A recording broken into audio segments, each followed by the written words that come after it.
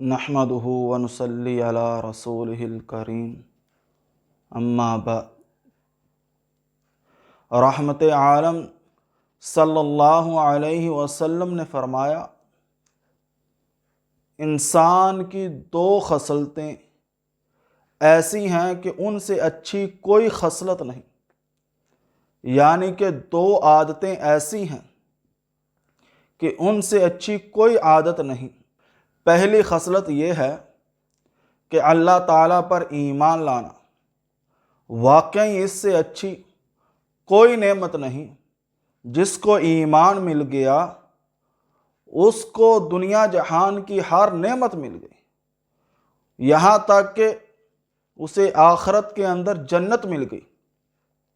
اور دوسری خصلت انسانوں کو نفع پہنچانا، مسلمانوں کو نفع پہنچانا ان کاموں میں جو شرعاً جائز ہیں، جو دین کے اور نفع بخش کام ہیں، جو شرعاً ممنوع کام ہیں ان کے اندر نہیں، بلکہ جو جائز اور حلال کام ہیں ان میں دوسرے مسلمانوں کو نفع پہنچانا۔